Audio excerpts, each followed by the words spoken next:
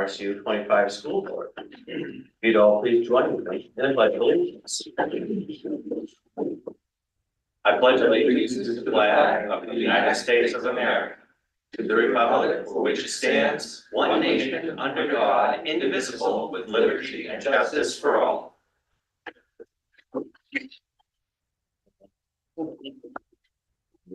Well, Mr. Tripp, would you be kind enough to take our roll call? I can do that. Mr. Foster. I am here. Mr. Burgess. Present. Mrs. Foster. Present. Here.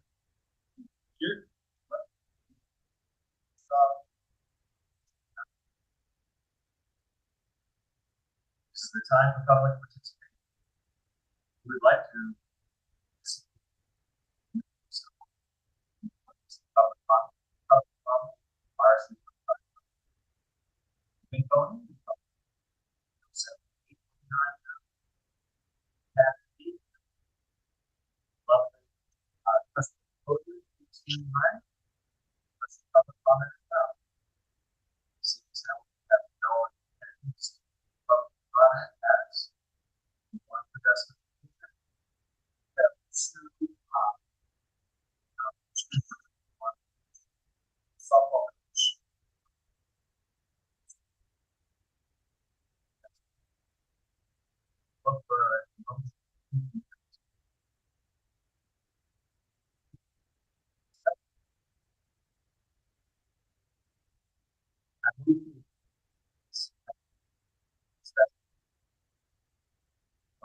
second.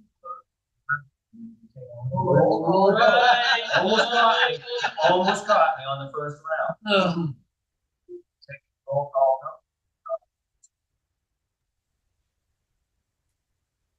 I couldn't hear the motion. I can't hear audio over by Tom. The motion is to approve the minutes. Oh, perfect. Thank you. I vote yes. Mr. Burgess. Yes. Mrs. Foster. Yes. Mr. Frazier. Yes. Mr. Nealon. Yes. Mr. Wendler. Yes. Mr. Cobb. Yes. And Ms. Atherton. Yes. Thank you for approving the minutes. Next, we'll move on to correspondence and communications. So since I'm filling in for Mr. Boothby and I have not looked at these correspondences or communications, I know he has put them in the packet. I would just say that if you have any questions, one of them, it looks like it was just nominations from Dr. Mills and this board just got a notification. And the other one looks like there's some information regarding special ed services in our 3-year-old programs coming up, which is going to be an issue that we're certainly going to have to be looking at here in the very immediate future. But I would say you can ask me questions, but I'm probably not going to have a great answer because I have not read them. So if you have questions, you can reach out to Mr. Boothby. And should we assume that the same is with the superintendent's report? Yes, the only thing I will add, and I'm sure he wrote a great superintendent's report. The only thing that he did want me to add is that on April 8th, we have the solar eclipse that is coming up. Most of you probably have heard about that. And it does pose some potential issues for us because of timing and safety concerns. So, we're supposed to make sure that we do not have students, adults look directly into the sun, that, we did consult, our nurses consulted with our medical advisor. And if it happens during the school day, we can actually organize activities around it and make it an event and put in some safety precautions. The issue is that it is going to be happening at 2:20, which is right in the middle of our dismissal. So we will have students standing outside, loading buses, riding on buses, and it's about a 20-minute event. So we have some concerns about being able to ensure what students are doing and what they should be doing safely because it's an unstructured time.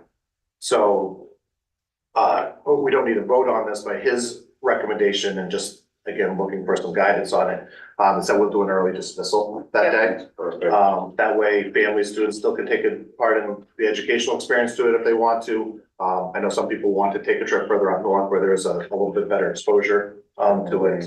And certainly it makes it a safer environment for everybody involved. So again, we just, to trust that everybody's going to do the right thing without someone being right there is probably not a something that we can ensure. That seems easier to implement than giving everybody cheap shades and instructions. But Yeah. Does this decision have to be like soon?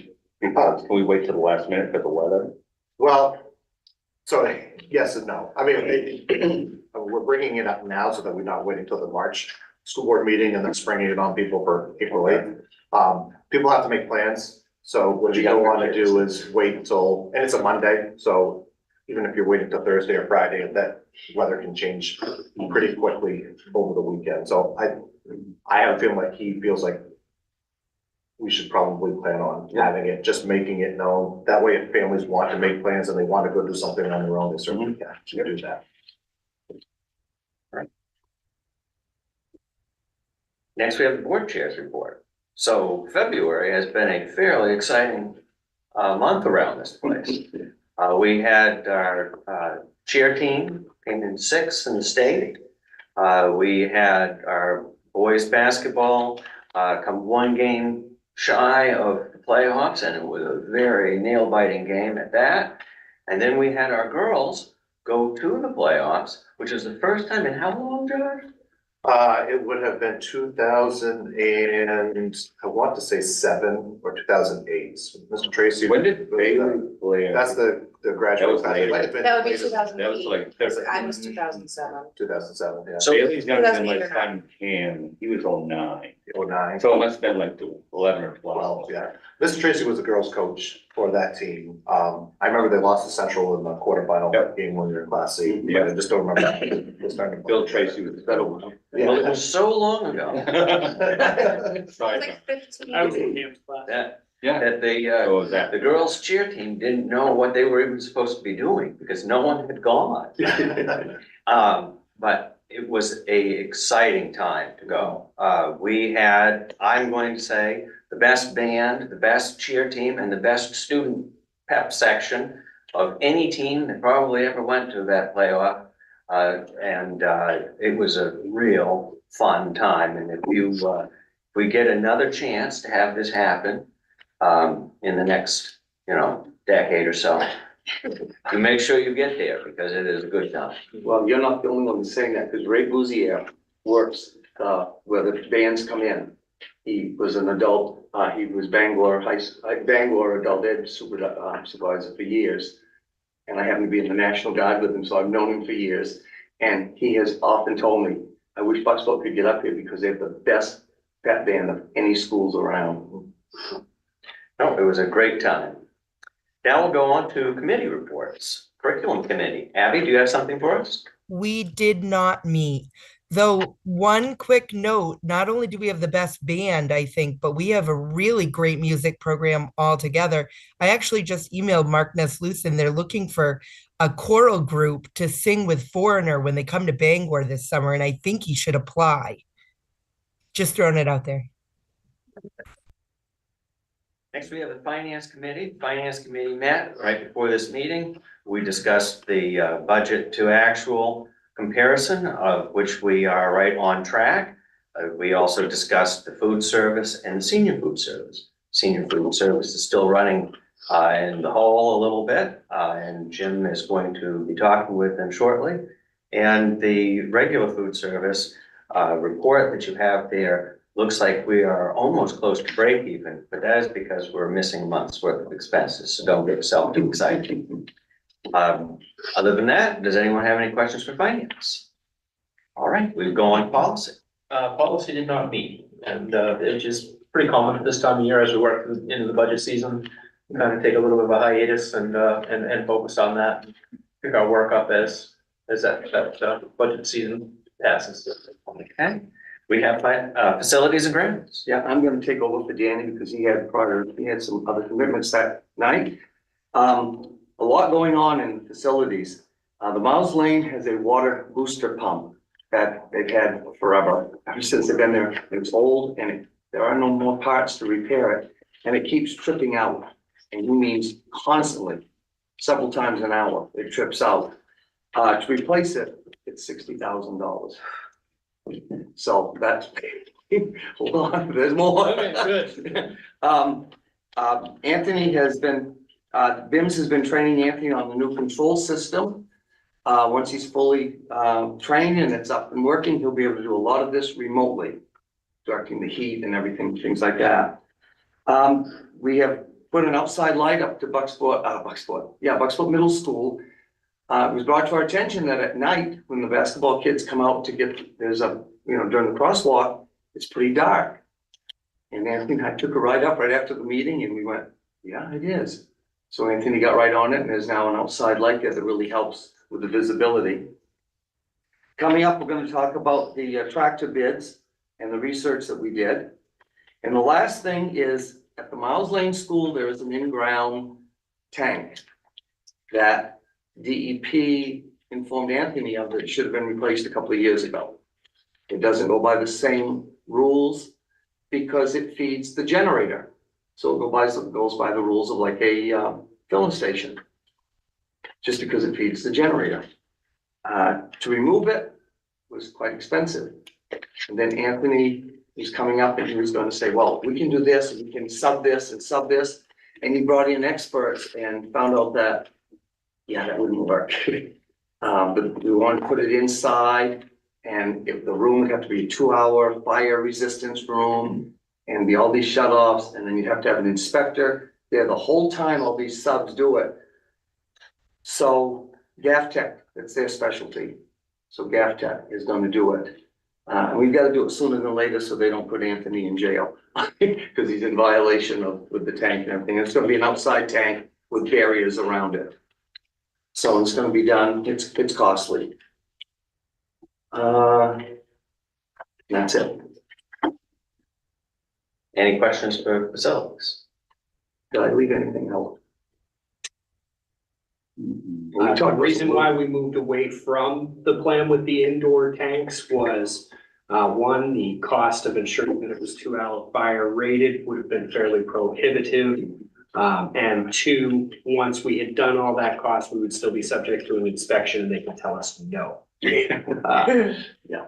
So we decided to go with the option that is guaranteed approval, and that is the double-walled outdoor tank. And that does give us an added benefit of additional capacity for storage. And GAF-Tech covers all the things that we would try to sub out. And They can do it in one shot. And that has a barrier to protect it. Yes, they're gonna Those will have concrete barriers around it as well as being a double-walled thing.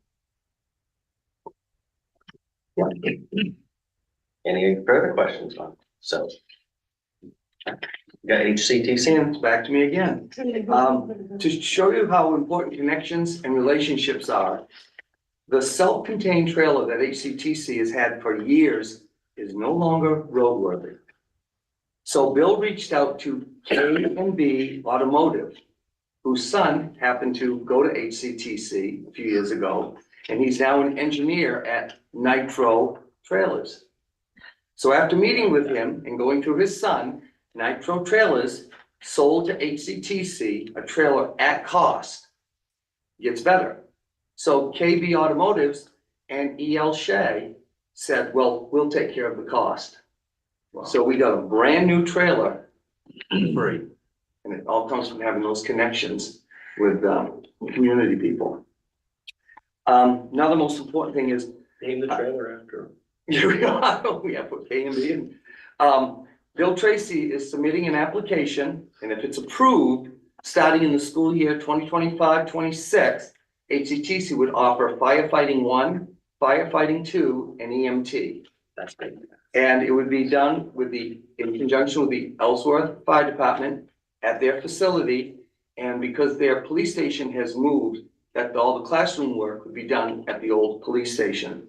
And I think this would be a great thing to offer, because there's a lot of young men and women that would love to do that. I So love it. other than that, he just shared some upcoming events, things like that. So, are there any questions? All right. We have no old business. Under new business, we have some resignations and retirements. We do. So for teachers and administrators, we have Allison Braley, who has done a number of different roles for us at middle school, and currently spending a lot of time doing tech integration work for us for the district and is moving on and taking a job with the Department of Education. So she's been very valuable to us. We have George Watkins. Remember, George is employed by J&G, so we contract with them. So he's under a little bit different situation where he basically gives a 2 weeks notice to J&G, and then we have already replaced him for the rest of the year with Adina Solomson, who is going to be a long-term sub. She was our J&G teacher here for 2 years prior. So we'll have a seamless transition, which is nice for the remainder of this year. She's very familiar with the rest of their curriculum.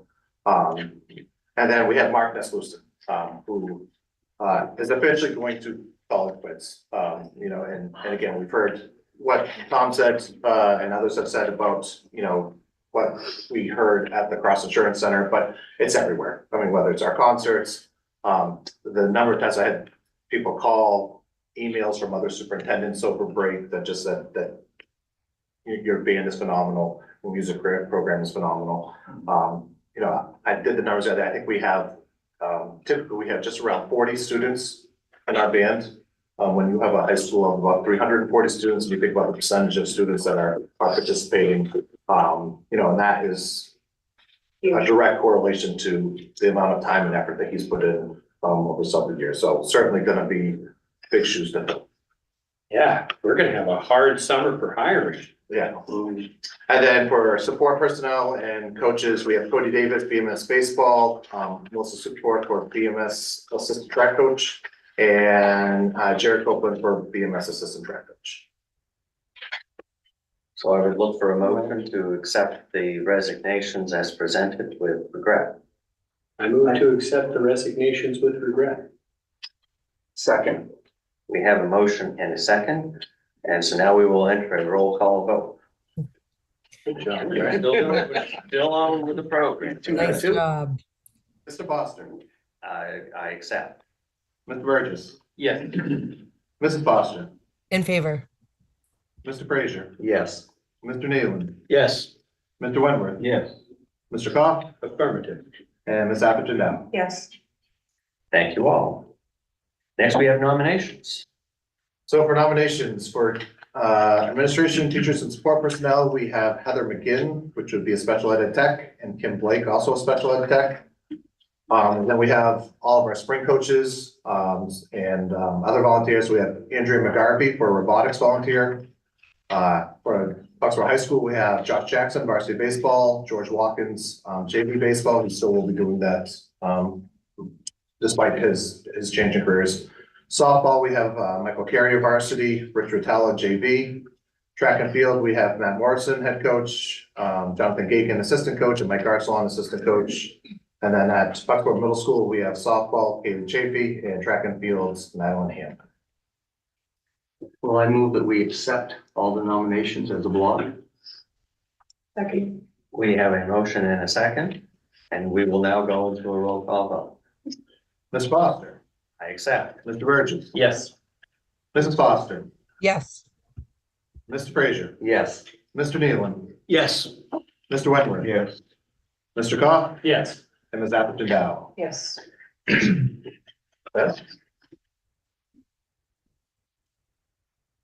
Next, we have consideration and possible adoption of proposed 2024 to 2025 school calendar. All right, so you have a copy of the calendar. You will see that it looks very similar to this year's calendar. I do believe it has one additional storm day in it compared to this year. I think we had 4 this year and we have 5 built in for the upcoming year. I'm trying to find the copy of it here.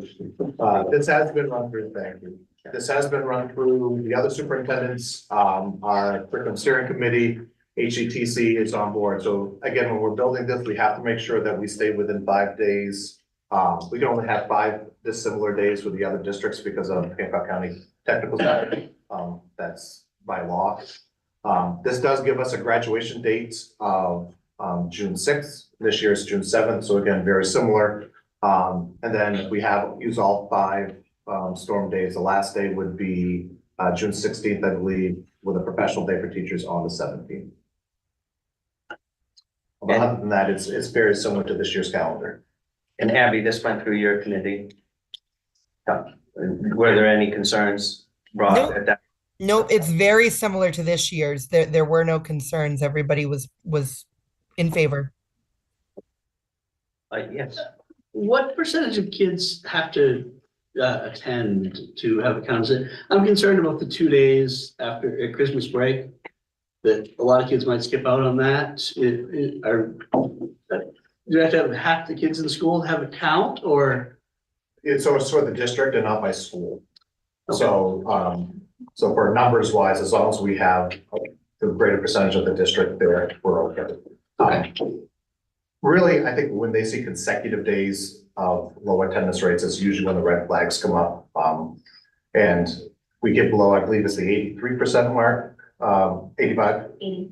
Oh, it's 80. I thought that must have changed. So I thought it was 85%. If we have consecutive days below 80%, we have to determine, is it due to an illness? And then sometimes you have to make reports to the CDC, depending on it, like there's a certain month that's going through the school, that type of stuff. But for the most part, so we don't actually, like, their planned vacations and they turn in paperwork, they actually don't count against our percentages. Okay. Because we're able to count those as excused absences. So we really have to just look at the unexcused. Oh, so it's 80% of unexcused? Wow, okay. So, I mean, That would take a great it's deal. I'm concerned a lot of people are just gonna skip out on those 2 days and just make the full 2 weeks. I think they made the regulations to understand that vacationitis is a thing. Yeah, And that's what I was concerned about. I know we looked The at, way it's, use those 2 days, but then you're pushing your end date. I knew it was, the timing this year was really weird, just leaving those 2 days, but. Right.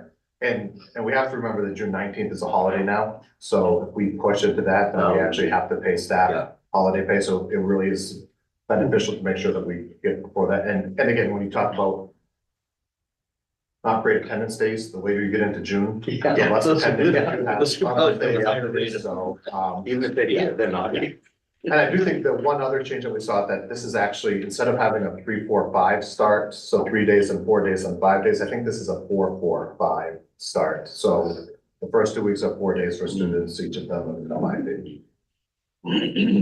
But it still gives us that Friday off before, on the Labor Day weekend. Yeah. So, We still have a freshman only day at the high school. yes, we'll have a freshman only day, that first day. Yeah, I think that's an important orientation. Yes. I think I've been very much my entire life around the school calendar, and there's really not much you can do with it. It's pretty basic, 1, 2 days here and there, Thanksgiving time, what you do with it, there's really not much you can do with it. Yeah, I mean, we switched back to having those parent-teacher conferences during the week of Thanksgiving, and that was really, I think, beneficial.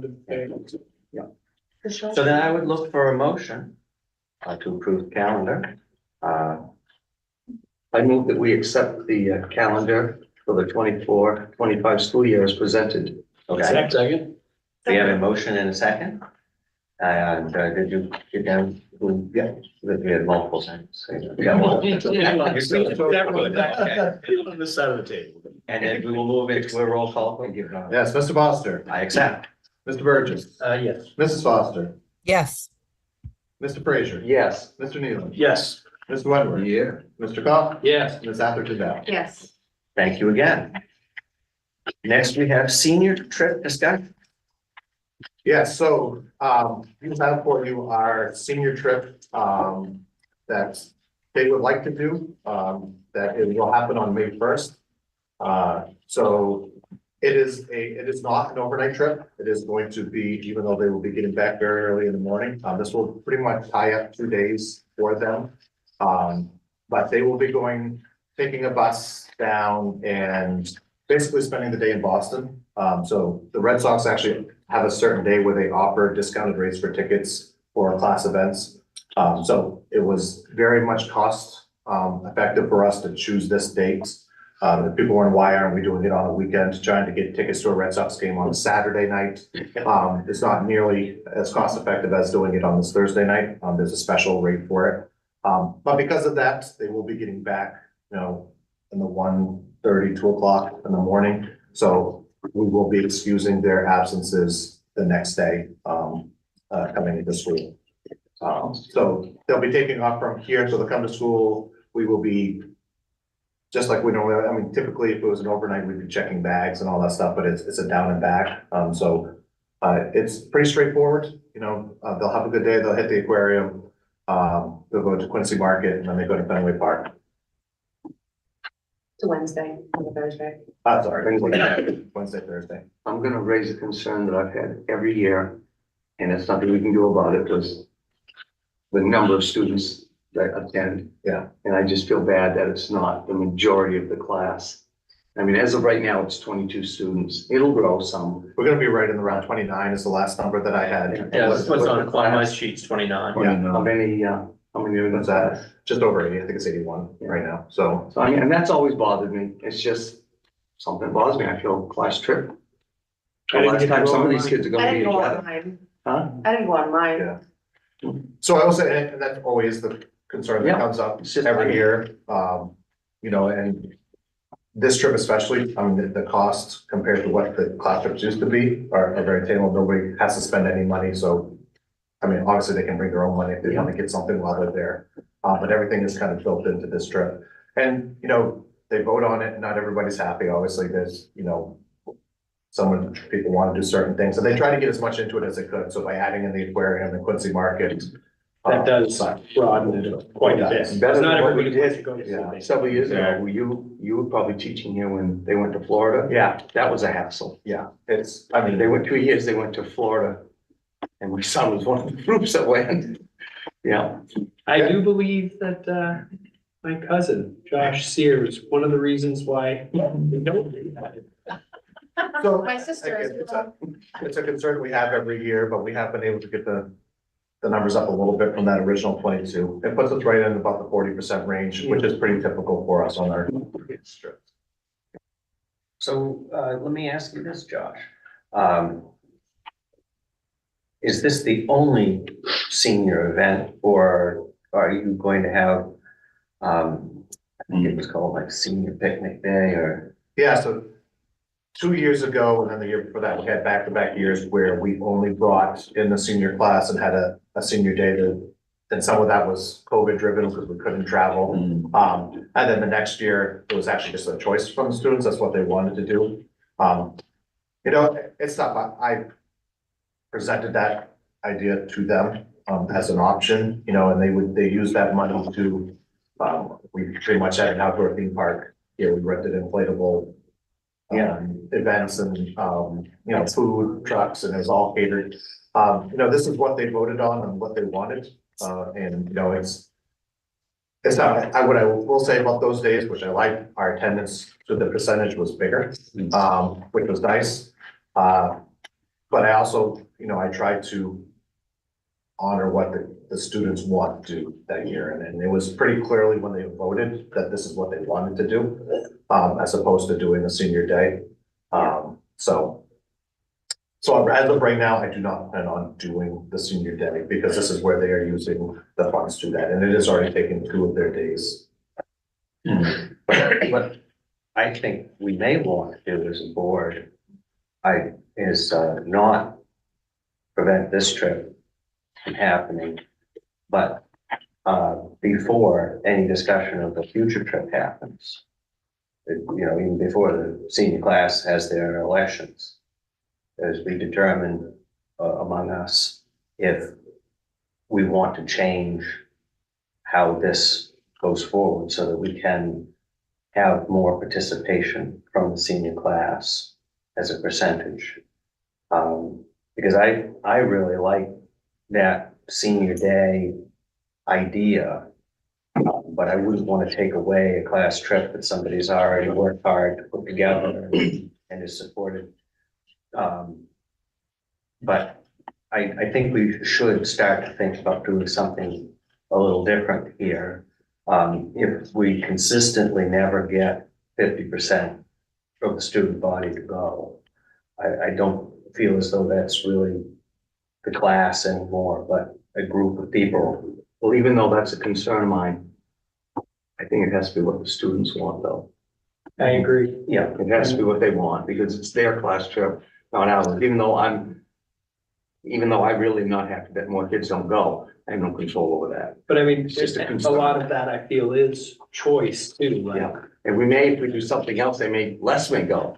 They My may say, "Oh, class- I'm not gonna do it at all." My class was the largest graduating class in like 20 or 30 years before us. And like, our class trip, you know, out of hundred and 26 students, I think 30 or 40 went. And then our 10-year class reunion, out of 126 students, 20 of us showed up. to the reunion. Same thing. So Same I thing with feel my that a class. lot of that is not necessarily, not feeling included or not, you know, having the ability so much as it is a lack of desire to participate in that kind of event. Yes, but what I'm saying is we don't have to decide on what next year's is going to be right now, but I think if we do want to make a change, we should discuss that before anybody starts to put other plans in motion. Thing is all I'm they start suggesting. raising money though, from the time they're freshmen on. Right, but So by the they time- don't choose plans until they're a senior. No. year. I think Yeah. certainly what we suggest- can, what we can do and again, I had been hopeful that we had started a trend that was gonna continue. And it just didn't work out that way, but I think we can certainly have discussions with all of our class advisors and, to be looking down the road at what potentially that could look like. Potentially looking at Right. basically making a policy that, you know, in lieu of school trip, this is what we do on. But we may want to be careful about policy. Yeah. As opposed to just deciding what type of practices we may want to look at in the future. Because we do have to be careful about the number of days seniors attend and, you know, attendance for seniors will be very good on these 2 days. Just, we take care if they have good attendance on, because we just, even though we have a lot of seniors that won't go on this trip, you know, there will be some that will choose not to come to school that day because their classmates aren't there, their numbers in their classes are gonna be way down. So we just have to be a little careful because seniors still have to attend 170 days, their senior year. So, Well, a conversation would never hurt. right, But, and that with the advisor, maybe with class officers, just to have a conversation, here are our concerns. It may not go anywhere, but yeah, conversations never hurt. And I do feel as though, it is an important thing to address. Because, you know, this is, you know, taxpayer funded school. And we, are providing a day, that day. And if, you know, a minority They raised the of money. our students are going, They raised the money for this though. We didn't put any money in. I'm not disputing that. Okay. I'm disputing that we're paying teachers, we're paying lights, Right. we're paying for transportation. All the overhead is still. All the overhead has Sure. not changed one dime. And if we are going to have a trip that is supposed to be for a quarter of our students, and 5% of them go, we aren't doing anyone any service. So I think we should discuss that. And, I just want to discuss it.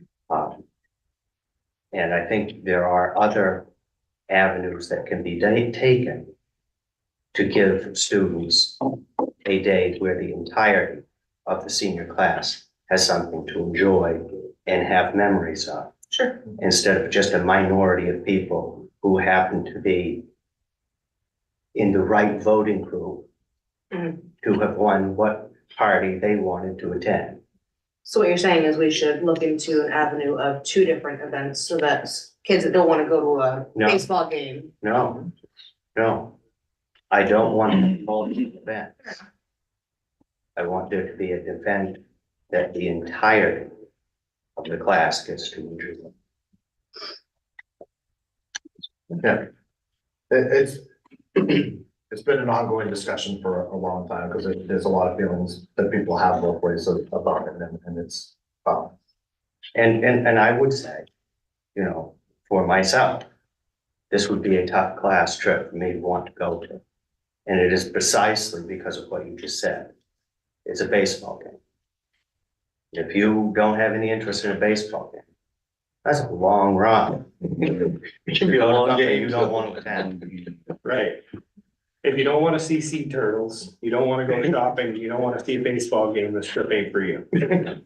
And I would say that really regardless of the event, the percentage has really kind of been the same. You know, when we've done day trips to beaches, you know, and it's not, it really has kind of been event. It hasn't really been event dependent, I guess, that is driving the percentage. So, but I agree, I think it's certainly something that we can continue to look at. And I think we've already started to do this with boosters, the all activities booster stuff in terms of looking at how that they can help support certain events, like if there was a big event as well. Are there still any kind of exclusionary policies in the planning of these events? Like, I feel like we had a fundraising quota that we had to meet in order to participate in that. They still earn senior points, so they have to do activities to earn senior points too. Again, what I will say is because we've scaled back on what the events are, the amount of money that we've needed to fundraise is significantly less, so. Right. The amount of fundraising that we had to do, so it's really just kind of earning hours to do that, and again. We have to remember is that All Activities Booster Club has taken over concession stands across the board, which has been very successful, and they've done very well at our events. And that's why they help supporting some of the stuff additionally, because they're doing the football games as opposed to our senior class doing the football games, which is a huge fundraiser. So they get senior points by helping out at those events and, you know, so. So it sounds like it's even easier now, which is good, more of the student body to be able to I participate. think we continue to try to eliminate barriers to people wanting to participate. That's fantastic. But there's still more work that we can do. I didn't sell enough Little Caesars kits. Well, we need a motion for this, don't we? We do. Well, I'll make a motion that we accept the senior class trip as if it's been presented to us. Second. We have a motion and a second, and now we will have a roll call vote.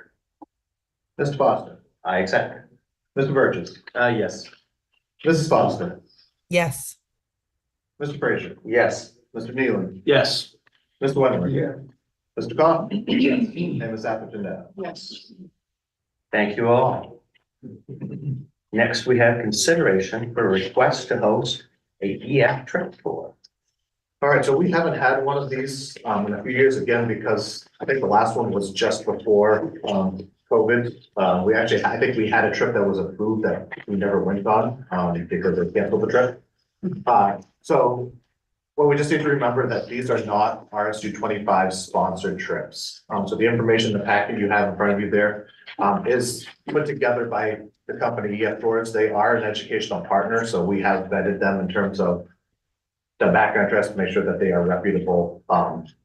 They have a very good track record. They're there's like 3 or 4 big names in this type of business for tours. Mr. Lothar has done one of these tours for us before.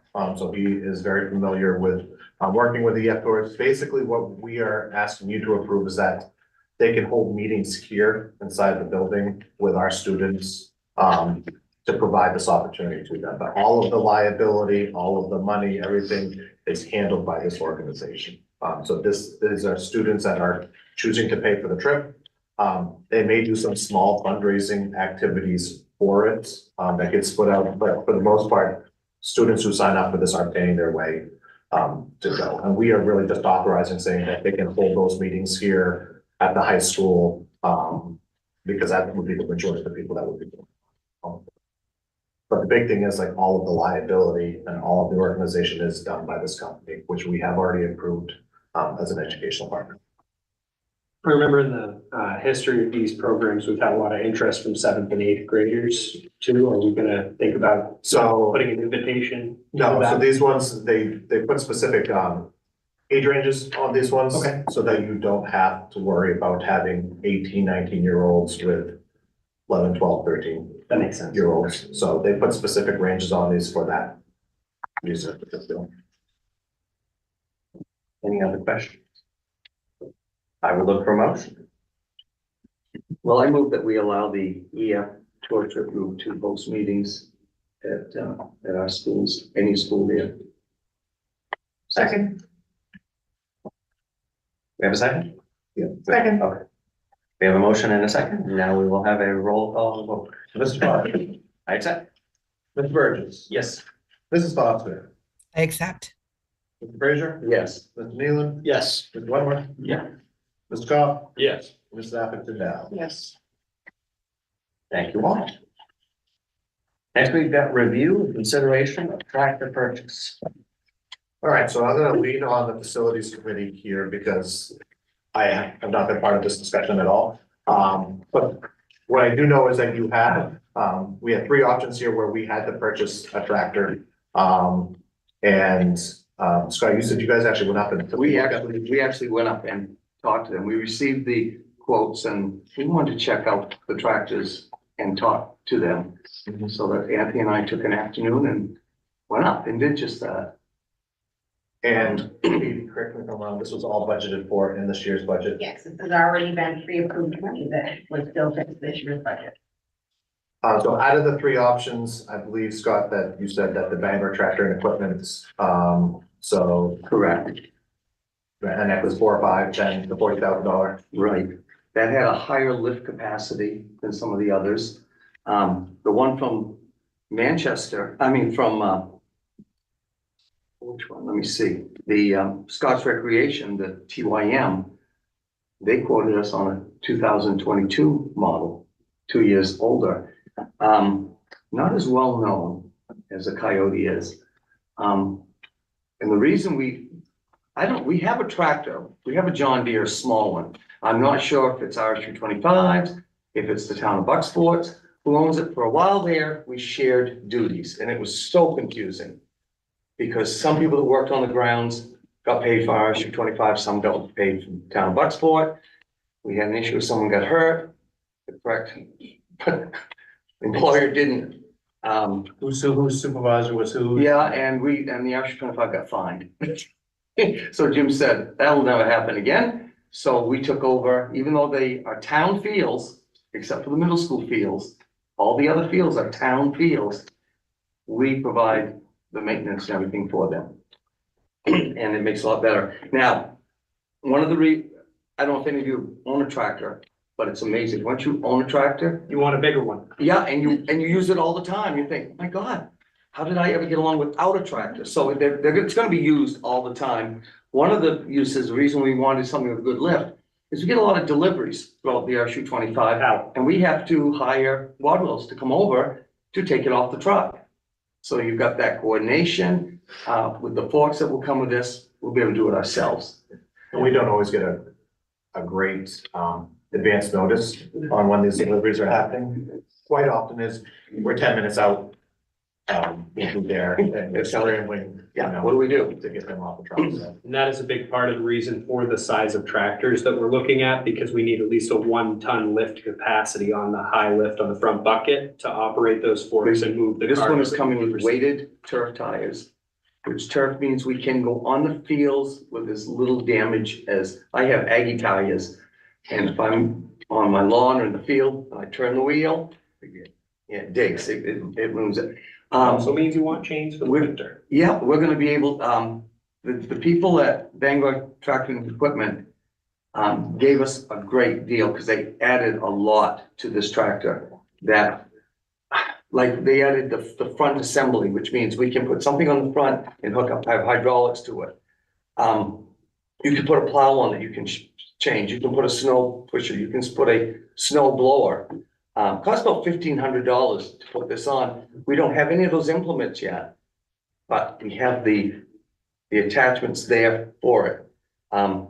He was gonna take some things away because it came in higher than 40,000. And Anthony went up and told him, he said, we're at 40,000, not a penny more. What can you take away? And the guy said, well, yeah, oh heck, he said, leave it the way it is in 40,000. So it's a much better tractor than the other two that we got bids on, even though it's a little bit more expensive. But when you look at 38.7, $1,300, they'll use the tractor all the time. And one of my concerns I had with Anthony was, I don't think this tractor should be left to everybody to operate. He's gonna have just a couple of people, he'll have the keys, and a couple of people will be trained on how to use it. they're the only ones to use it. And between these two Coyote tractors, they do both have the same 45 horsepower Yanmar diesel motor. It's a good, reliable diesel motor from a reputable manufacturer, and they have good service, Bangor Teeny. And, yeah, and the thing about the service is, the other one was in, Manchester. Correct. And this is in Bangor. And Anthony's lucky that his father has a large trailer that if we have to transport it, Daddy's can help. I have an answer for that too. We don't wanna just leave it outside and it won't fit in any of our buildings because it's a big tractor. I offered my place. I offered my Scott's garage actually gonna learn how to use it too. and they could fit mine down here, but, they didn't go with that. So Anthony is looking at installing a higher roll-up door on one of our buildings. Yeah, that- Or a lean-to shell, a lean-to off in the building that we can put in, but it will be under. And it comes with a cab, heat, air conditioning. We did have them take the radio out It's a nice tractor. because we don't want a radio in one. Because we don't want anybody being distracted when they're in the tractor, That was. Pay attention to what you're doing. You got forks on out there. Huh? Yeah, so I've been an owner of a tractor for years and I couldn't live without it now. It will certainly get used, It will. especially with the amount of facilities that we have to maintain here. Well, on our softball field, the Golden Buck sign is down. I went out and looked at it the other morning on my walk. And with the tractor, we can go out around, take the bucket and push it back up. And other than that, I don't know how we would. On average, how much are we paying Wardwells to come over and do that? I couldn't tell you exactly, they treat us very well. Yeah, I'm pretty sure there's times that they just call it for us, But it's a convenience too, like you said. It's not something 10 we minutes could out. always rely on, and then the organization of it, so. It's something that is needed Sure. to take care of that. Again, and that's just one use on top of. right. Well, it's gonna be, yeah. Katie, do you know how much, Like- yearly we pay Wardwells for that? No, because it's usually rolled in with other things as Right. well, because they do. Right. I will say there's been times at the central office when we could have used one of those trucks and we don't. So we have hand unpacked boxes on the truck trailer. Because we don't have that ability. Right. Now, this is just a logistics question, but let's say we had this, housed somewhere up by the middle school. And because there's a lot of fields around in that area, how are we getting this buggy down to the central office to unload these boxes? So We if drive you're it, gonna baby. tractor We within drive 10 miles of its garage location, they generally go about 15 miles an hour, so it take about 20 minutes drive. So we don't need to Not have even- a special truck to move this Oh, around. God. I'm just thinking of For other, in-town use, other things. Okay. Another good use of it is we pay Sean Eastman to plow the Bucksport Middle School parking lot. And if we put, I know I own a 7-foot snow pusher, which looks like these pushers that you have in large, and it's only 7 foot. With one of those and a heated cab, you wouldn't have to have Sean Eastman, whatever we. Scott that's will a actually little come bit over more and- time prohibitive than you might Yeah, but think. right That now- parking lot's huge. Yeah, but right now, like, Caleb Seekins doesn't do any plowing or anything. And he's a person that we could put onto that because he works for us year round. But we have no issues with it. With driving it With on driving. campus where we would need it. Where you need it. Okay, you would be able to. Okay. And currently, how do we follow Tight spaces. We have, I don't know if it's John Deere, the zero turns, commercial grade zero turns, I think, Three. on them. They Would move this, right along. would this extend the life of those? or- No, you wouldn't want, you wouldn't, This is you just wouldn't a want to go plan. on the fields unless you absolutely had to. But the reason we're getting the turf ties is so that you wouldn't do any damage. No, you So wouldn't. this use is, it. this is You not. wouldn't wanna take it on the turf if it's wet though. Right. Oh, no, no, they have it. Do the heavy. Too heavy. Yeah. Duty product. Okay. Yeah. And so like I almost thought. ditching and that kind of stuff we'd be able to do on our own now. No, not ditching, No. unless we've got additional attachments for it, but again, hauling, like, projects like the sign, again, I think you're just thinking more of like a farm tractor, as opposed to like a lawn, we're not talking about like replacing our lawn. Yeah, This is a no, good size I don't happen to have one. Yeah. My father has one. I know what my father does with his, which is generally tip it over and. Or makes Bill use it because he doesn't know how. So I don't know all the wonderful things that can happen with the tractor, so that's why I'm asking. But we do use the riding lawnmowers to haul stuff, probably more than we should. That's not really their intended use, we do it just because they can haul the trailers, but this will help replace And them. any work on the Miles Lane Trail, I mean, the town has done a lot of work on the Miles Lane Trail, but if they're busy, that takes a back seat. And we've had washouts and everything on the Miles Lane Trail, and with a bucket and things like that, we could take care of that all ourselves. Easy, but It's just, I got a land plane you guys can borrow anytime. yeah, yeah. So we would be letting the town crew use it. I don't know, I don't think because they would have their own equipment if they could come up, We they're had always something we busy. had to do in emergency, like, because we run our cross country meets and stuff like that. Right. Out there, we had to do some small maintenance stuff with it. Instead of waiting for the town to fix it, we can Right, fix it We could ourselves. do some, right. Again, I think we still will be maintaining that relationship that we have with the town where, I think we have a pretty good understanding of what stuff we take care of and what stuff they take care of, knowing that we help each other out in a pinch. And this would allow for us to do some of those smaller things that we may not have to rely on. No, again, these are just other little questions, because we probably gotta get it insured. If we let somebody who wasn't an employee use it, would we Yeah, I have don't to do think some we sort want of outside outside insurance? This will be. Anthony plans on Only if forklift certified. about 3 people knowing. how to Well, you're use it. never gonna get me near, so you don't have to worry. I'm not stopping my house. Oh, no, I've already seen one. Too complicated. I'll stick with sports cars. All right, any other questions? Keith, you got some? No, I'm good. You're all good? Yeah. Okay. Well, then I will look for motion. Well, I move that we approve the amount stated here for the tractor from Bangor Tractor and Equipment. Second. We have a motion and a second. And we will continue with our roll call votes. All right, Ms. Foster, I accept. Ms. Burgess, Yes. Mrs. Foster, Yes. Mr. Frazier, Yes. Mr. Nealon, No, Mr. Wentworth, Yes. Mr. Goff, Yes. and Mrs. Atherton down. Yes. All right. And I believe that despite we have one on vote, it is still a motion passed. Yes. All right, thank you all. Next, we have discussion and establishment of dates for budget workshop. And you have one for us? Yes, so we talked a little bit before the start of the finance meeting, but we are looking at getting, make sure March 12th. Yeah. And we would like to do that at 5:30 start time. Yes, eyebrows. Well, you know I'm gonna be late. Yeah. Yeah, 5:30, I will be late, but I will be on my way. I think I can usually get there by about 5:45. That's pretty much what I'm I'll be, looking at too. yeah. And where, right, we'll do it. Traditionally, we've done that here, so. We'll tell you all the corporate. That's Tuesday, March 5th, March 12th, I mean. And partnership returns are all due on the 15th. So. Rough, but Okay. right. Do we need a vote on this? No, okay.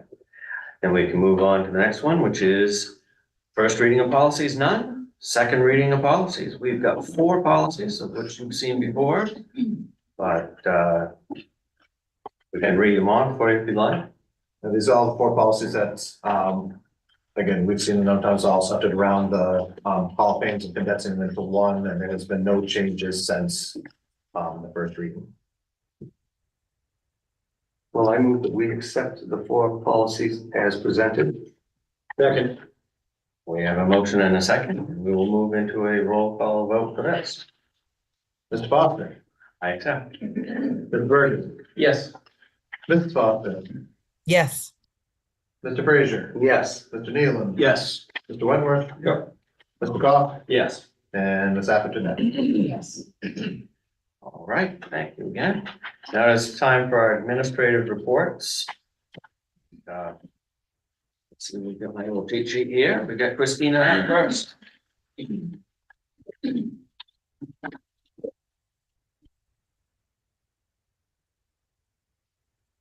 evening, you have a copy of my report.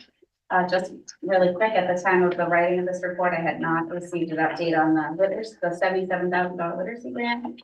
We have since received approval for that, so that's great. I wrote it really fast, but detailed, so that's good news. I will, work with Katie, business-wise to make sure that we have the grant line set up, not a grant for Katie, but you know, it's money that we will put to good use to get some high quality professional development in the science of reading for our, it'll be offered to our pre-K through 8th grade ELA teachers and also some updated reading materials in the libraries. I continue with the decodable text at the lower levels and some updated informational books for our upper elementary, middle school, and freshman ELA classes. So I'm very excited about that. And the other piece that I gave you was some attendance data. Really all I want to share with you about that, it's hard to look at those percentages and think, is that great? Is that not good? We are trending in a great, we're trending up in our attendance. So statewide, chronic absenteeism across the state of Maine was hovering right around 27 to 30% last year. We're at 24% as a district as of the end of December. I will have another update for you in probably April or May because we do another report to the DOE at the end of March. So attendance is looking better, can definitely use some improvement, and we will continue to work on that. If you have any questions, I would be happy to answer. And we have winter NOEA results yet, or any kind of data that you? Not yet. Okay. So the window ended on February 16th, which was the Friday before the break. And so the 3rd through 8th grade data takes some time to get from the state platform over to Map NOEA. So instead of giving you just K2 now and the rest later, I will have an update for you in next month. Okay, perfect. Thank you very much. Thank you. Next we got Tara. She's not here. Do you have one for the next one? Yes, I have one for the high school. Tom mentioned most of what my report said in terms of winter. I do try to steal. You do, and you do very well. So again, I'll just reiterate, we're very successful. And, you know, I think anytime you have those positive events, you know, you can feel it in the building during those days, and sometimes it makes teaching those days a little bit tougher. But it's still a great energy to have in the buildings and the excitement. And, you know, the only bad thing I'll say is that our time slot at the tournament was probably the work on having coached at that time, slot, the 8:30 that gets delayed till 9:30 because the other games, it's just a late night. No. But You didn't even. It was too late. it was a great experience. I will add in there that robotics is also starting up. And so they have their first competition this weekend in New Hampshire. Tomorrow morning, Channel 7 will be doing a short little live bit on them. They're gonna be here just doing a preview of the robots. They just want, again, looking to build off the success from last year. You know what time, Joe? 7:45 is what I was told. Channel So, 7. Channel 7, yes. And then the other big thing that we're tackling right now is just gonna be course registration for students. So next week, our guidance counselors will be going to the middle school and they'll be registering 8th graders, and their parents have the opportunity to come in and be part of that process. And then the week after that, we'll be registering our underclassmen, sophomores, juniors, and seniors, and then doing master schedule. So it's I think I said this last month, from here, it's just like a downhill slope to graduation. It feels like, you know, we get the master schedule done and then we have a bunch of events, and spring sports will be starting in a couple of weeks, and yeah. So have you gone around to other schools like Penobscot and Castine, and, or has a team gone around? Yeah, so we did our at Oriented Center Drive, so we did a night there. We are going to the Adams School, which is in Castine. We have reached out to the Blue Hill School, and we are gonna be connecting with some of their students. A lot of the smaller schools we found has been more successful that we bring them over in small groups and shadows, or I go talk to small. We expect a high percentage from a couple of those schools that we typically, like this past year, we got all of the Penobscot 8th graders. We expect some pretty good numbers there.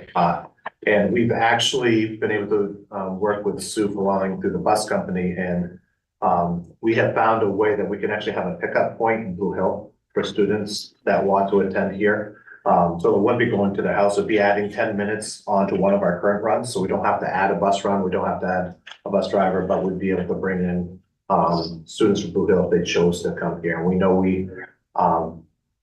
we have had some interest, so. About how many students do you anticipate this year that we may have from choice schools? So I know we had 14 choice schools students show up to our open house night. So now what our conversion rate on that will be, my guess is it'll be at least just over 50% for that class. That's kind of what we've been averaging, is somewhere in the 6 to 8 range, which again is a pretty good group. We've seen those numbers really increase the last few years. So it's. What do you attribute that to? Is it programming, extracurriculars, all the above? I would say it's all of the above. I mean, I think, you know, we've been very fortunate to have a lot of positive stories come out of the school district, out of Bucksport High School. You know, and extracurricular, co-curricular activities, and you know, we don't necessarily want to stake everything on them, but they are great recruiters for us. You know, when you have successful programs, people want to come here. And I think, and then pairing that with academic success, you know, and being able to show that we have students that can go and do whatever they want to do with a diploma from here. You know, I think that has just been, and I think students are recruiting other students for us. You know, they're coming here, they're having a good experience, they're having good success. So I'd like to say that me going to schools and talking and, you know, great inspirational speeches is what's getting them here. Is not. They don't want to listen to me talk. You know, it's getting them here in the building, getting them to our events, having students return from the world championship and robotics, you know, having baseball, softball teams show up in state championship games, and those, having the band, you know, hearing that at the auditorium, you know, in a game that we lose, but we know that we have the best band. And that's the type of stuff that, you know, a drama program is very successful. So I think that, I mean, that's what's bringing. And those numbers, you know, those 6 to 8 in most of our classes, that's 10%. Yeah. In this day and age. Huh? In this day and age, yeah. Yeah, Right. because What about classes 60 to 80, What's that's that? You kind got of normal. Cassidy. You know, Castine's been one of those ones that we haven't got as many the last few years. Have you had any? What's that? Any? This past year, no. The year before that, we had one. And I really don't know what to attribute that to. I mean, they have some pretty small sizes Yeah. to begin with. I mean, their 8th graders may have 4 total, Yeah. right? So it's, You know, go to GSF. and again, I would say that some of the other options are not as, Well-rounded. they haven't become as desirable, I guess, comparatively. So that's certainly helping us, Right, you know, in terms of just being able to offer programming. right. So.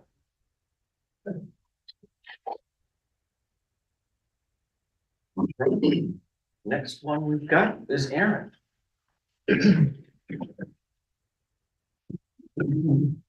evening, everyone. You have a copy of my report. Just want to highlight a few notable things prior to our vacation as we come back here. The new WIA piece. I just want to commend our student staff on really kind of emphasizing the importance of giving our personal best and really doing a fantastic job throughout that final 2 weeks of testing. Did a tremendous job. I highlighted one of the success stories in our, one of our classes there. You know, staff is really buying into grappling with the data. Students are really, giving their personal best. So we've really focused as a staff on just emphasizing the importance of the test with the hopes that in time we'll see the growth. And I think we're starting to see that happen. And one teacher kind of looked at the numbers initially early on and had an average growth of like 4 points per student. So, so that stuff is exciting to see. And certainly in the coming weeks, we will continue to kind of grapple with that data, celebrate the personal best that we saw in everyone giving their personal best, and then look at resetting our goals for the upcoming spring session. So that's really exciting. I'm really proud of all our students for all their efforts with that testing period. Outdoor classroom wise, it looks fantastic. If you haven't had a chance to go up, it is fully functional and usable space for a variety of learning activities. Our Rev team has done a tremendous job, making the space usable. We have countertops, we have a functioning kitchen area. Our fish are doing fabulous. Lettuce is growing. It's really neat to see it all come together, and kids are excited. But our art teacher actually took a group of students out and did like a kind of a a moment to kind of journal and reflect and like draw pictures of what they see in the fish and all that stuff. So it's a really cool experience. And we'll be adding to that space over the coming weeks, and we'll showcase that obviously for our family nights in there. Co-curricular, extracurricular, again, as Josh mentioned, looking at all the activities we have, our jazz band, tremendous. They hosted a jazz festival. We had 4 soloists perform. They were fantastic. They qualified for states. We started that as one of our soloists had only been playing the saxophone for 2 months. And was just amazing. Like you just say, and he got an award for it, so it's tremendous. Our girls B basketball team, back-to-back champions, so that's awesome. And both our A basketball teams had great seasons as well. So, and then lastly, I'll just highlight really quick the Kiev experience that we have for our 5th and 7th grade students. Tremendous feedback from our students and staff on the benefits of that. And again, a big thanks to Aspire for helping us out with that and really tying it into career aspirations and how the leadership skills they learned will help them in the future for a variety of skills that they may look at. And I put the quote in here, but just I'll kind of leave you with this, is one of the students said, we learned about cooperation, kindness, leadership, how to make good decisions, and good sportsmanship from Camp Kiev. We also learned about ourselves. This experience will help me in the future because now I can communicate better with people and help them if they need. Because of this, I am more confident to succeed and more mindful of the importance of teamwork to achieve goals. So it was time well spent, and certainly something that was very positive for our students. So at this point, I'd be happy to take any questions. How's the pizza oven? Have you mastered that or have you delegated that? Is it still being used? It is, and we are, so now that the space is fully functional, we can get into the kitchen and kind of work more with that. So the plan, I don't want to spoil the surprise, but I think we're looking at April. Yeah. Is having. You'll get an invite soon. Yes, Okay. April, we will be making pizza. Yeah, so that'll be coming and. I would Dinner master it. before board meeting. Yes, That's the before goal. board meeting, so. Yeah. Should be a good time. That sounds like a great. Stay tuned. Thank you. Thank you. Forget Darcy. Good evening, everybody. You must have seen my board report in the drive. I'm just gonna give you some highlights of this short month. We did also wrap up with NWIA, and that seemed to go really well. Now teachers are looking at the data for that. They can work on planning their instruction as well as the Title I team working on their next groupings. We had some really interesting presentations and visits in our building over the last month.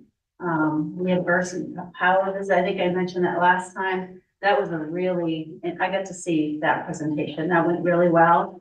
One of our 4th grade classrooms was actually able to get onto the live presentation from Puxatawny Phil for Groundhog Day. We were one of 100 schools across the United States for the live presentation. So they got to see him. We got to ask the handler questions about the groundhog. So they were so excited about that as well. PBIS update, and Nicole can probably back me up on this. I think we've had some pretty successful conversations with the leadership team and staff. We've offered staff small PD trainings around PBIS strategies, and I feel good about where we are right now with PBIS. Still have a lot of work to do, but it's going well. 4th grade had their very first winter Wonderland social for 4th graders. They got together the Friday night before break. Crazy, but they had a good time. They had music and lights and hot cocoa, crafts, all kinds of things. So we had a good time.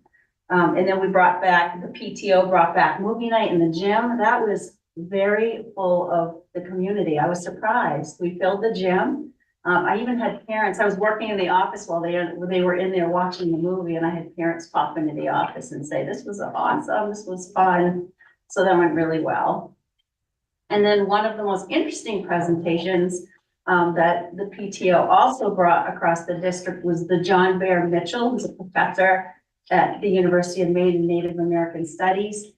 He came to Miles Lane, BMS, Jewett, did a presentation on oral history. He told us stories, something about a rabbit in the woods, and it was a giant rabbit, and the kids believed it. They kept asking him about, is that rabbit still out in the woods? He also did, some of the Native American music and chants. It was really, really engaging. So lots of fun in the past month. Any questions? Thank you very much. So we've got Nicole.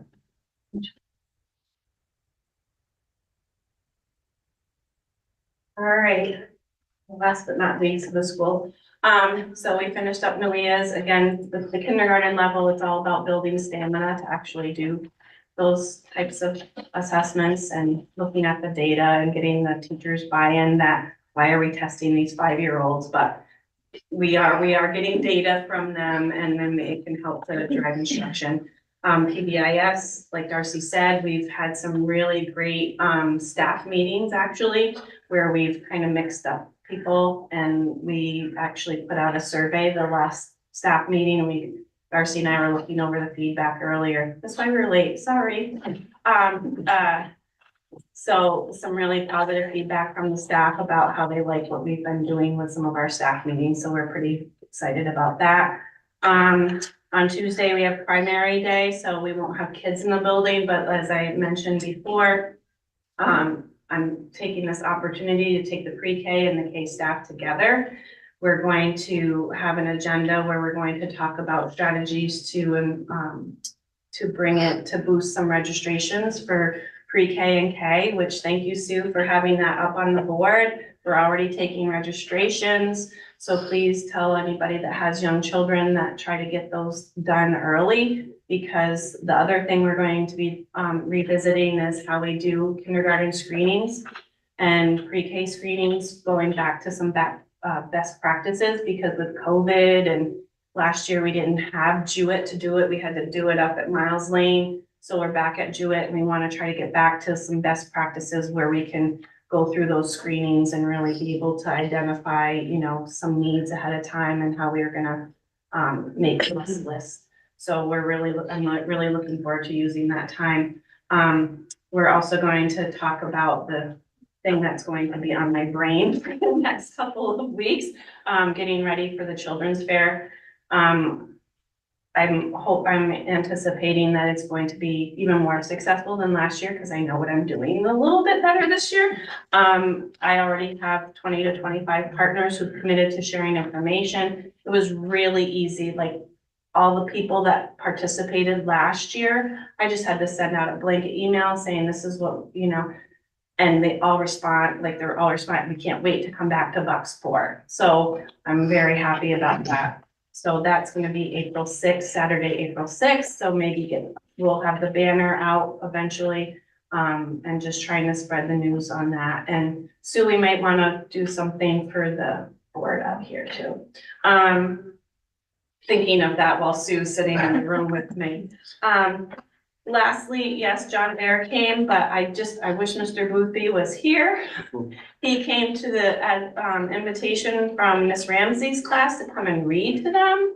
I think it was on the 9th, yeah. And I have to tell you, that was so exciting to see him come in. And those kids were just enthralled, like here's Mr. Boothby sitting, reading the story to them. And then Miss Ramsey wanted to show off a little bit, and she had the kids line up and they did a math fact. I sent the video to Christina, she's got it, so like literally, he's sitting there and they were in a line and they came in and like he would hold up the math fact and they had to give the answer. And it was Awesome. I was like, he is in his glory right now. So I'm really sad that he's not here, but I did get a picture of him reading with the kids. So that was really good to have him in the building and doing something like that. He's like, I'd love to do this more. So any questions? Thank you. Next we get Kathy.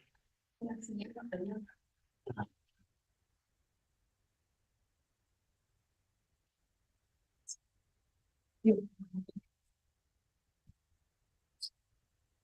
have my report, but I'd like to expand just a little on how grateful I was to have the IT department here, because HiSET testing came to a complete stall in the middle of a test. And no idea why. You have to call them, and they will not do anything until you call your tech department. It isn't a help desk thing. You have to literally get them on the phone, interrupt them, whatever they're doing. And they have some questions to ask, which Mr. Morrell did happily. And then they will go research the problem, which took about 2 hours and had no clue what they were asking me to do. So we just had to send an email to Mr. Morrell. And we are back up and running, but it just literally stopped us dead in our tracks with the testing. So very, very grateful to him and his department getting us back up and running and getting the students where they need to be as quickly as possible. That was very grateful. And their IT will not talk to us, even if we had somebody that knew what we were talking about, which was totally beyond me this time. They will not talk to you. They only want to talk to a tech department. So I'm very grateful that they were here this past week. And then I think the only thing that isn't in my report is I came in over break to help a makeup lab for our med students. Even though their class is on Zoom, COVID somehow managed to catch all of them and in like the little tumbling blocks. So we did makeup labs for them, and a couple of us came in and we were their guinea pig patients. And it was heartwarming to see how far they've come from the beginning when I went in on observations and they're literally going like this when they're trying to do a procedure, even if it's just, an EKG, they're just all shaky. To watch them being almost ready to graduate and the confidence change in these students was just huge. So having the ability to have the med lab out there, have them work with real machines, real procedures is huge before they go out and do that externship on the job. Any questions? Thank you. Next we got Jen.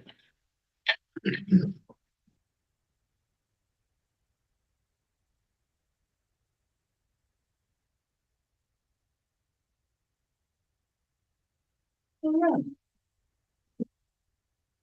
things quickly. So we're continuing on with Field Trip Fridays this year. We're trying to make sure we're hitting some things that we haven't been able to do before, and also hoping to get into businesses as much as possible. So 2 upcoming ones we're excited about that Jordan was just able to book. One will be for Timbro, which we've been trying to do for a very long time. So that'll be to go down to the Institute in Waterville. And then one for next week that just came together is going to the University of Maine, but instead of a general tour, this time it's going to be to the School of Performing Arts. So just trying to provide some opportunities that are a little more specialized, because we're taking these small groups. We can do that. We just, usually it's 6 to 9 kids that go at a time. And so that actually interest in that also came out of one of our students who's on the steering committee, who's very interested in music.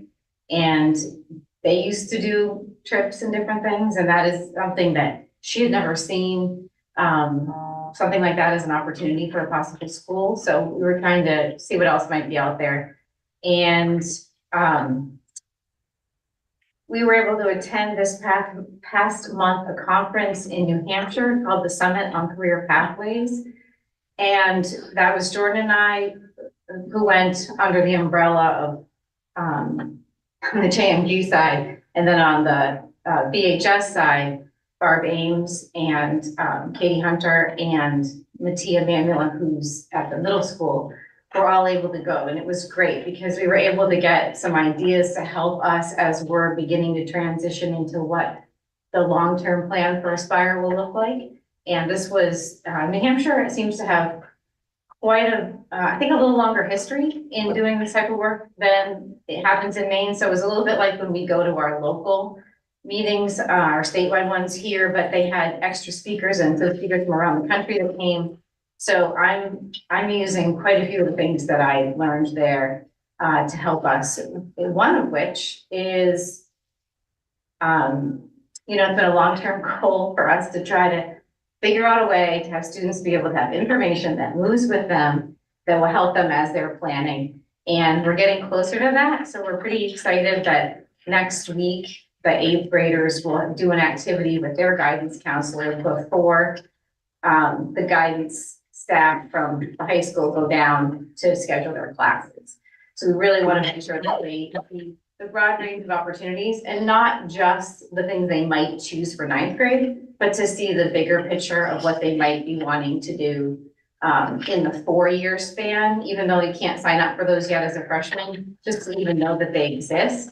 And get them excited about that and get them thinking about what they might want to do. And it'll be a fillable form that'll be in a Google Classroom so that it can move with them and they could potentially, if this works, and when they go to do it again next year as a 10th grader, they'd be able to look back at what their thoughts and plans were as a 9th grader, and be able to kind of build off of that. So we're pretty excited to put that together. We need a little more feedback on Friday from the high school teachers.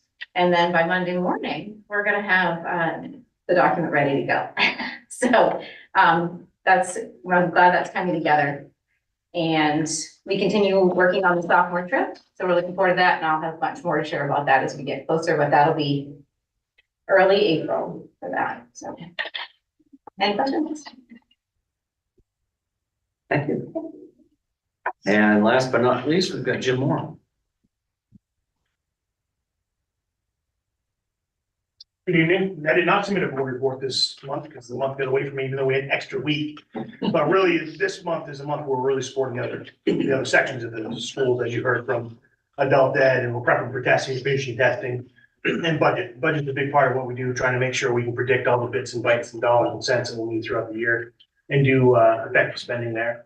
So really, that's what I have, other than the update that with Allison Braley leaving us, that's a big impact to our department. We wish her the best, and I keep telling myself, now we can call her at the state, now we can call her at the state, and now we can call her at the state. So her role at the state, just so you know what it's gonna be, is she's filling in as the computer science guru, if you will. The state of Maine does not have computer science standards, and that's been a goal for almost a decade now.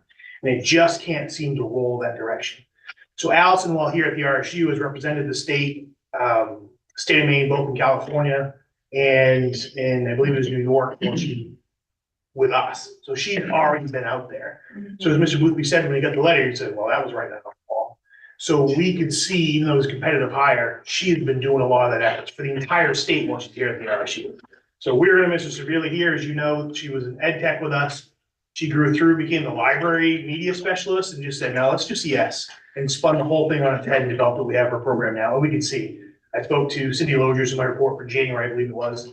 We have 11 of our students from a 72-person class that are accepted for CS degree programs at colleges. Never mind who might go to the military or undecided or still waiting to hear back. So for us to have that many of our people ready, it's a clear indication of what we're doing here in the district. And a lot of that was her. So best to her. I'm not letting her go until the very last day, but I will still be calling her for sure. Any questions, tech related otherwise? So this is just related to what you were just talking about. Yeah. Her position kind of grew with her, making her kind of a unique person, in finding a replacement for her. What should we be looking for? Should we be looking for that ed tech again, who has some outside experience and interests that aren't the norm in an ed tech position?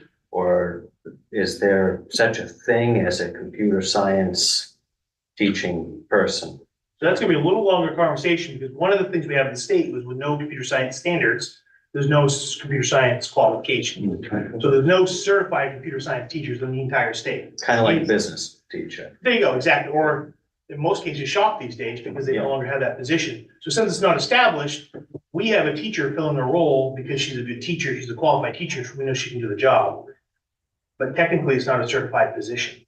So depending what we have for discussion, so there's 2 superintendents I'll be talking to, as well as a curriculum director to see where the best leads. Because not only was Allison computer science instructor for 60% of her time at the middle school, she was also our first integrator. And if you go to Miles Lane, I don't think it's a classroom she hasn't touched this year. And last year when we implemented the state CSI program, she pretty much lived in the Jewett school for a couple of weeks. So now when you go in the classrooms, you have classroom teachers, rather than doing standard subjects, have less fear or in some cases, no fear, pulling technology in the classroom, whether it's to enhance or to defer other education that they would be doing that day. So we have some teachers that at the Miles Lane, even though it's not a course per se, that'll pick up and use technology for technology, but they'll also integrate it into some of their activities. So it's a 2-sided piece for us. We have a teacher and an integrator. Is one or the other the way we want to go? Is that pairing good for us? It seems like it worked very well for us. I know Erin has gone out of way, thank you, Erin, to make sure she has full block free, so it's just not just scattered little period here and there. She has full mornings. Last semester, last quarter, she had an entire day that she could dedicate anywhere in the district. It needed to be every single week. So there's a lot of coordination. That method seems to be working. And throughout the state, I've been asking before she put in the resignation, what are the places to do? Some have dedicated, some have splits. Some have people at different grade levels. Some people have teachers that they've cut down half their stack and they become the integrators for the school. Integration, I think, is very, very important as we move forward. And we use more the term coach is because we don't want to have our instructor go in and give the lesson. We don't want Allison to go in and give the lesson. We want Allison to go in and support the teacher. And maybe that first class is her doing the full lesson. But then the second time, the teacher does half, she does half. And the third time, she's supporting it. And the fourth, fifth, sixth time, she's always available. That clarify anything? It's a very gray area. It's a decision in our district. Thank you. That's the gift. And we had, Yeah, just, I was supposed to mention, real quickly, just as an update, we had approved 3 trips, for Box being one of them, I already mentioned that, but we also approved, an indoor track and wrestling trip at the last board meeting to go out of states. If we had people that qualified, and we did have students that qualified, I did put that in my report.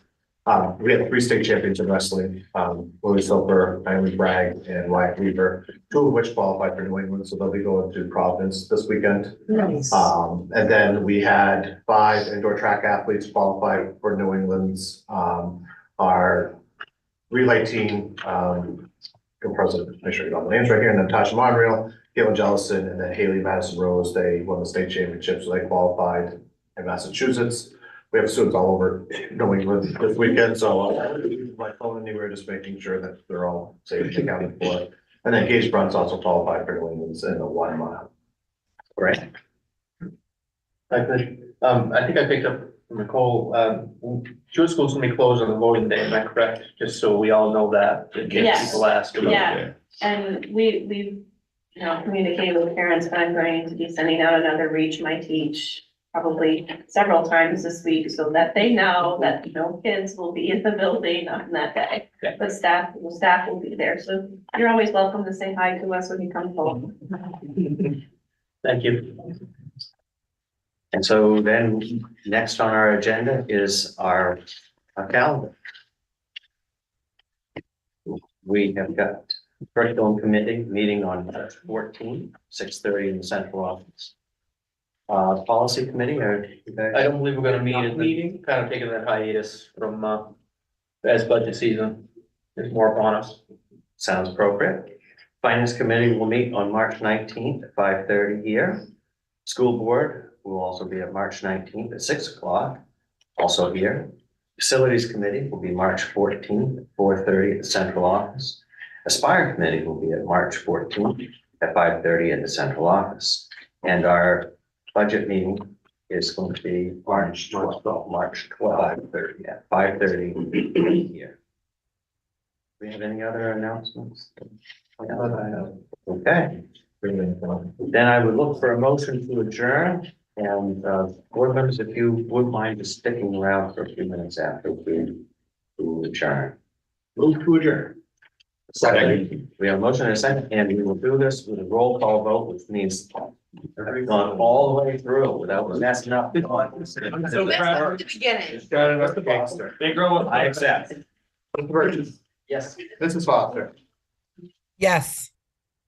Mr. Frazier. Yes. Mr. Neal. Yes. Mr. Wentworth. Yeah. Mr. Scott. Yes. And Ms. Atherton now. Yes. Thank you all for coming. Abby.